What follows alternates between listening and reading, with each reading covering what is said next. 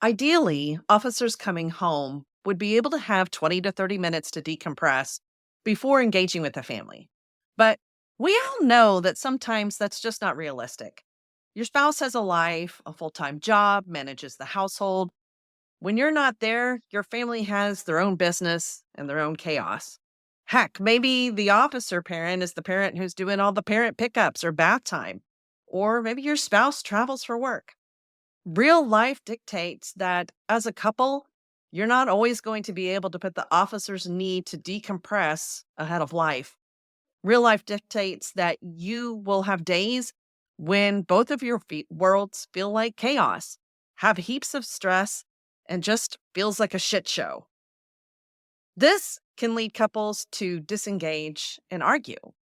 What is the best way to make it through when you both have dumpster fire days? How do you hold space for your officer or your partner when you need that support too? We are going to talk about just that today. Stay tuned. You're listening to the Code for Couples podcast. Welcome to the Code for Couples podcast, focusing on topics for law enforcement officers and couples to keep you and your relationship connected, resilient, and code for. Now, your host, law enforcement expert Cindy Doyle, author of Hold the Line and My Wife. Welcome back to the Code for Couples podcast. I am your host, Cindy Doyle.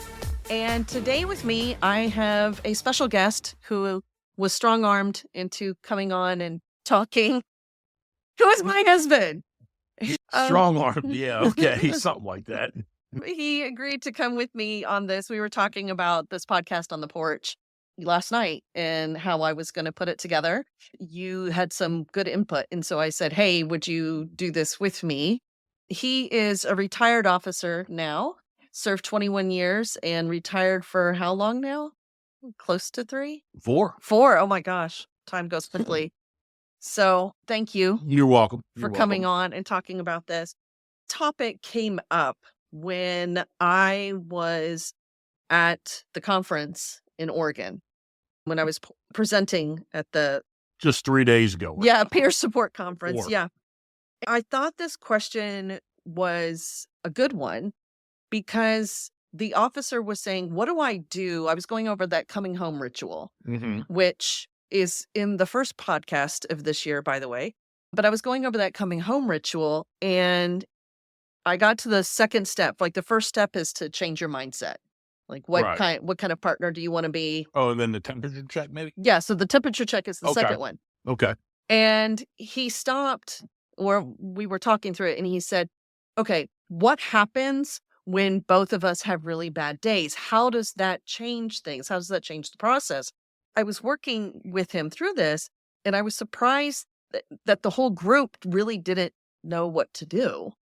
And so I thought, this might be a really good podcast to talk about how do you handle it when both of you send some kind of an emoji that, or communicate to each other in some way that it's been a hell of a day. I was thinking, oh, well, you would have sent like poop emojis for Probably, or I probably just would have said, I've had one effed up day. Yeah.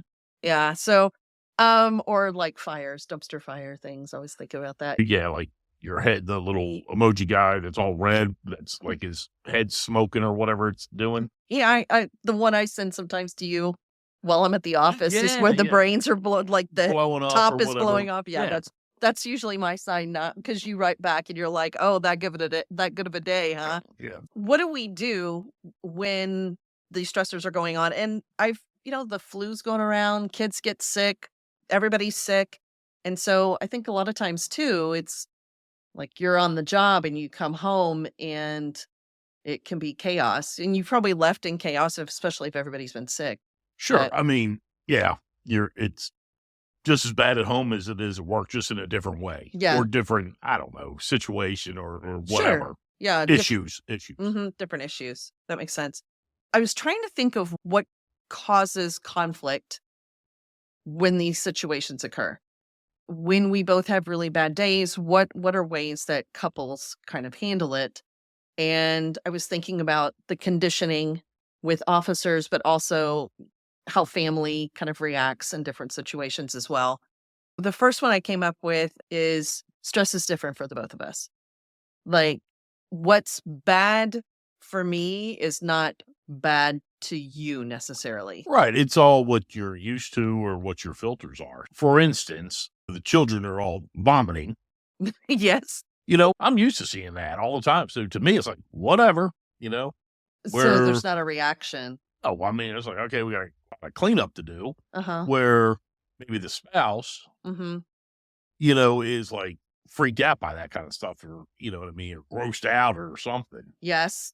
Yeah. So, it's just a different inoculation. I was thinking of when I worked at the nonprofit and I would deal with more like administrative bullshit, right? Mhm. So things that, or employees, because I managed a bunch of employees too. And when I would think of those things, I would tell you briefly about it, and you would kind of maybe roll your eyes or just kind of be like, "Ugh, Oh, for really? real? Yeah, I mean, that's the worst thing somebody did at your job today. They Yeah, whined about something. yeah, Tell them to shut up. right, right." So I think that's part of it is stress is different. It's just different. The second one I came up with was trying to fix it. We're both having dumpster fire shit show days. And I thought, well, maybe first responders would or law enforcement would slide into that rescue role. Sure. I mean, it could be, is it something simple that, I mean, I could just, end and make it all better real quick? Did, the neighbor yell at you or something? Or, you get in an argument with, the kid and the kid called you a name or something? This is, called mama the bitch or something? Right. What, fix that real quick. Yeah. There's going to be a Yeah. lot of hurt feelings probably or hurt heinies, but Yeah. Yeah. I can fix certain stuff real quick. Is that what you want me to do? Yeah. That's a good point. And it could be parenting wise that maybe I've handled a parenting situation or I have to handle a situation on my own. Actually, I think that's a really good point because I would say something and you'd say, "Well, you know what you should do? You should just fire him," is what you would say Yeah, like sometimes. criticism of So, your actions. and I'm like, that's not what I want, right? But it's your way of trying to fix my stressor or something that's making me uncomfortable, or Right. like you said, going to the neighbor and yelling at them, things like that. Oh, I So wouldn't yell. sliding into that I would rescue not role, yell. I'd explain. you'd explain very clearly. So sliding into that rescue role, but I think as spouses, we don't necessarily want to be fixed or rescued. And what if I was to do that to you? Would that be what you want if we're both in chaos? I don't know No, I that. could see where it would take away, I don't know, feel emasculating Oh, okay. or, you know what I mean? Like you're taking away some of their power or, which is the wrong word, I think, but some authority or autonomy or Hmm. Yeah, same thing grown on upness, grown-upness. whatever that is. Yeah.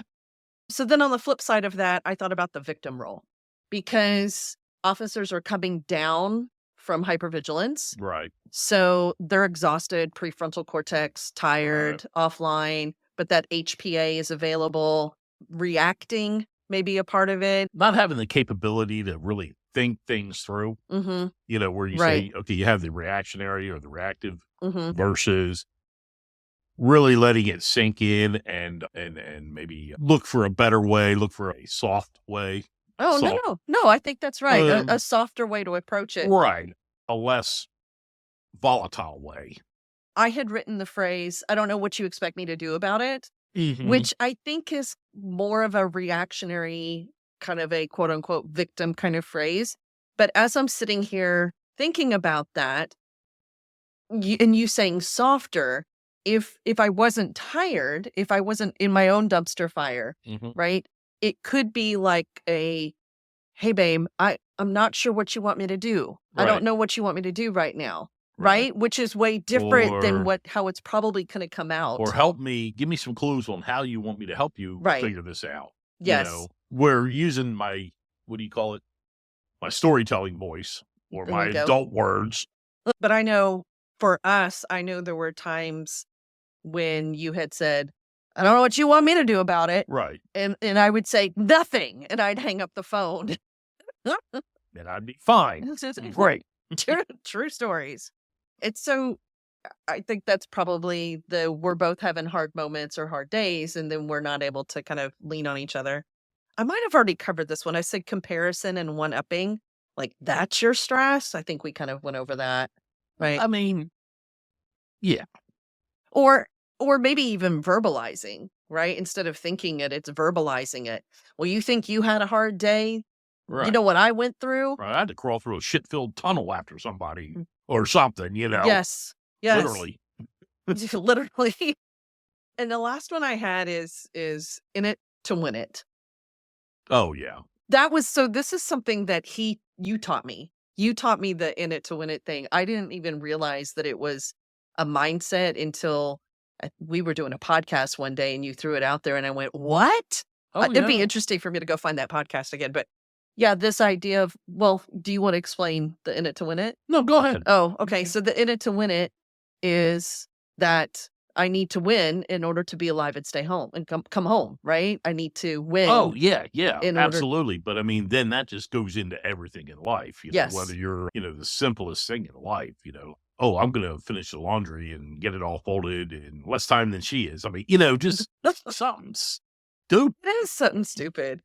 Do you still have that in it to win it sometimes? Oh, yeah. It's so crazy. So yes, that gets in the way and it becomes kind of this, I'm going to have a worse crisis than you, or Mine's going to appear to be more crisis worthy than yours. yeah, or I need more time to decompress. So you get it. So those are the 5 that I came up with that kind of conditioned behavior that might spill over and impact our ability to support each other. Sure. Or Right? even just fix the stupid little problems that we have to address. When we're thinking about both of us having bad days, sometimes it's bad weeks, right? Because Oh, yeah. all of those things kind of compound Mhm. and they wind up impacting our ability to connect and kind of feel I don't know, emotionally safe or trust one another to Right, get through Or challenges have a safe together. space. Yes. Yeah. So what I want to talk about now is how does the process change if you are both struggling? If you both have your hair on fire, what changes as a part of that coming home ritual? Okay. All right. So what I said is the mindset shift has to be really important because even though you've had a bad day, you're walking into that bad thing. My immediate thought is officers would probably start preparing and start armoring up and start what ifing bad things, which is probably not going to be helpful when they hit the door. Right. You have to first accept it and not deny is the wrong word, but I mean, like, don't be argumentative. I mean, it happened. Whatever's going on at home or whatever that you're coming into, Mm-hmm. it's there. You're going to have to deal with it. So how do you want to deal with it? Do you want to go nuclear, Mm-hmm. and just carpet bomb the entire thing and cause problems? Or do you want to maybe decompress a little bit and listen Yeah. and maybe, try to use your non-caveman brain? You're talking about how do I show up as a partner Right, yeah. rather than how do I come in and storm the house or Right. take command, take charge, And just sweep it What did all you under say? the rug. carpet bomb it? That's like in war, what they would do. They call it carpet bombing. Like they have the Oh. bombers all come along, right? And they start bombing on this end, Oh, but this Okay. on a grid, and they just wipe out the entire section. okay. Yeah, we don't want that. No, I didn't know that term. So I think the brain is going to want to focus on, oh my gosh, this is going to be bad. And instead focusing on how do you want to come in? How do you want to be a Right. partner? use a softer approach. Yeah. Yeah. Be that person that can come in as part of a team as opposed to carpet bombing. I like that idea. Next part would be the emoji language. We know it's happening, right? We know it's yes. So we want to institute some realistic optimism. All right. Realistic optimism is a concept that you accept the reality of the situation, but you believe you can get through it. And Admiral James Stockdale, used this principle. It's also known as the Stockdale principle. Sorry, Stockdale paradox. Get that right. He was in the U.S. Navy and a Vietnam prisoner of war. It's written about in the book Good to Great. Mm-hmm. And he talks about being able to use this principle in order to survive being a prisoner of war in Vietnam. So I'm kind of thinking if he can use it to survive being a prisoner of war, You can get through the kids being sick. right. So there are 3 components to this. The first one is acknowledging the reality of the situation. Like you said, right? Right. You've got to accept that this is going to happen. Right. Or accept this situation. Right. So The car, 4 flat tires. yes, the car got 4 flat tires. My wife is on the side of the road. She's Right. got the kids there, whatever it is, Right. right? So accept the reality of the situation. It's simply facts. Yeah. These are just facts. We're not evaluating the facts. We're not No. judging the facts. Just what's happening. It's just the facts of what's happening. And I think that can be difficult because people oftentimes put a judgment or a spin on it. It's that whole idea of the glass half full and glass half empty, Right. but really there's 8 ounces of water. Right. That's the difference. Like we're accepting the glass. facts that there's 8 ounces of water in this glass, and that's all we're looking at. Right. All right. The second part of this is believing in the future. So what Stockdale says is believing that you will prevail. He likes Right. to use that Yeah. word. Mm-hmm. So this will end. Yeah. We will get through it. Sure. Tomorrow's a new day. Tomorrow's a new day. It might still be shitty, but Right. we'll still get through it, right? Right. There will be an end. Right. Sometimes that end on the horizon, and for you and I think a lot of times it would be where we wouldn't be seeing each other, right? Mm-hmm. But that spot is, hey, in the end, we're looking at out here. Hey, in 3 weeks, we're going to be going on vacation together. Right. Or whatever. Right. it is. Or in 2 weeks, you have off again, and we're going to be able to connect and have a good time. Sure. Or I'll get support, right? Right. So believing in the future. And the third aspect of this is grabbing control, which I like that aspect because I think for the most part, first responders and officers jump into action, Sure. right? So they're going to start controlling for lack of a better word, making plan to fix the situation. right. Or figuring things out or however you want to look Yeah. at it. So what can we do in this moment? And that's good for a couple different aspects because if we're grabbing control, we don't feel helpless. Right. It makes you focus on other things Mhm. in addition to what's Mhm. going on and, to cause you to have to do it. Yeah. So 3 components again. Acknowledge the reality, believe in the future, grab control. Yep. Those are those 3 aspects of realistic optimism. There was also another concept that Stockdale explains that I really love. It's called tug the wire. Mm-hmm. And the story goes that when they were in the prisoner of war camp, one of them dug a wire up from the ground Mm-hmm. and was able to stick it through the wall to the next cell. And once he got it there, the other person found the wire and then just tugged on it gently. The reason that was so awesome is because somebody was trying to communicate, but it also communicated that somebody cares, that they weren't alone. Right. Right. So- they weren't allowed to talk. Right. So that's why they do it silently or whatever. Mm-hmm. Those 2 concepts, the realistic optimism and tugging the wire, Mm-hmm. I want you as listeners to bring that home when you are having dumpster fires or you're both just overwhelmed and having chaos. I came up with 6 steps to go through. I have all these numbers of steps today. The 6 I'm just making steps. sure you got enough fingers up. Okay. 6 steps to go through. The first one goes with realistic optimism, which is acknowledge the situation. Right. Acknowledge the reality that you have chaos, that we both had dumpster fire shit show days. Mhm. I said maybe do a quick 1 minute, 2 minute debrief. Of what the situation Yeah. is. Okay. So like I'm greeting you at the door Mm-mm. and I'm like, whew, yeah, this is going to be bad. Right. And I'm going to say, this is what's going on here, or this is what happened with me. And then you say, yes, this is what's happening with me. I crawled through what'd you say? Filled tunnel. A shit-filled tunnel after somebody. And I'm like, wow, that's horrible. Right. So I'm gonna listen to you briefly, like really quick. And then I said, acknowledge some feelings. Right. So, hey, I know, wow, that had to have been You really stink. literally shitty, right? You're probably pissed off that you had to do that and write the report. Oh, And then you're gonna do the same for Right. me. Like, I know this has to be overwhelming for you. mm-hmm. So there we are. 2, I said prioritize team. Communicate that you're there for each other Right. and do some kind of quick physical contact, except that if you've been crawling. Well, hopefully I'll be showered. Oh, Right. so, but maybe I would kiss you because you probably don't have it on your face at that point in time. So communicate, hey, I know this was hard. I'm Right. here for you.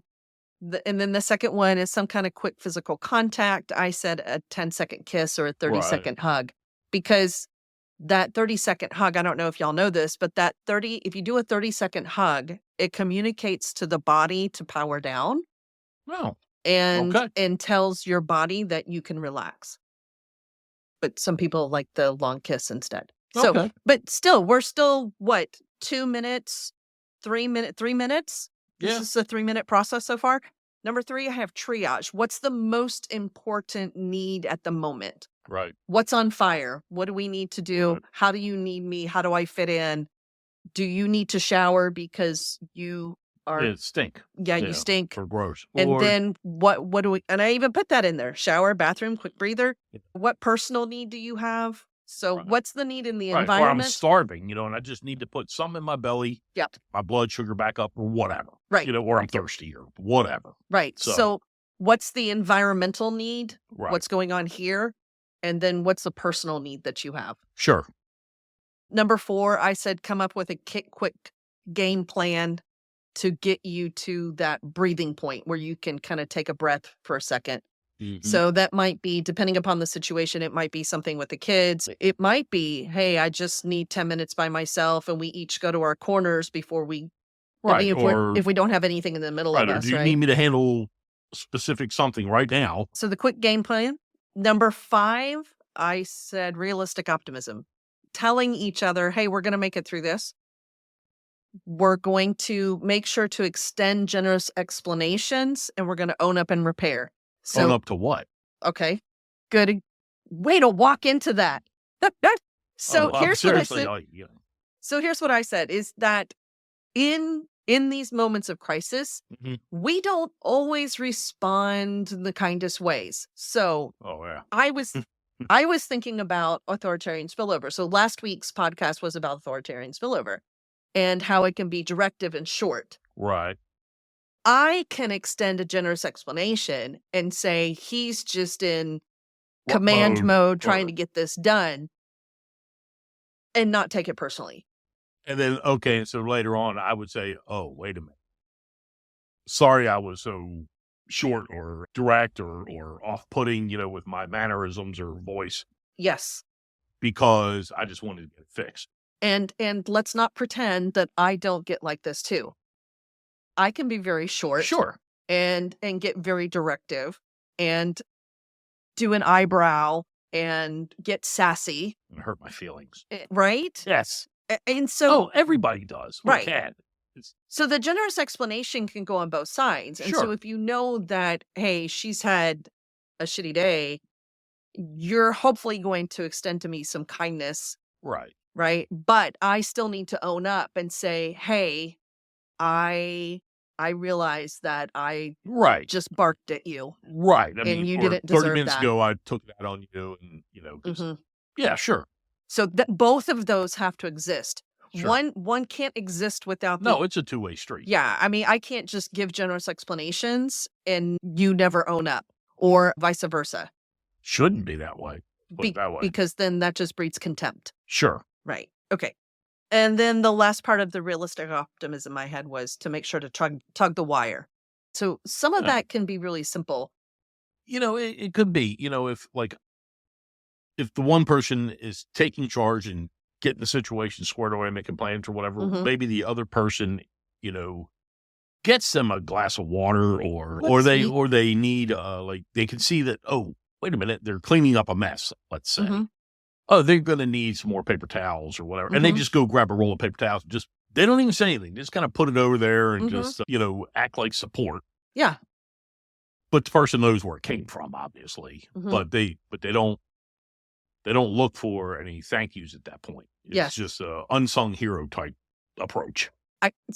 Random comment. Huh?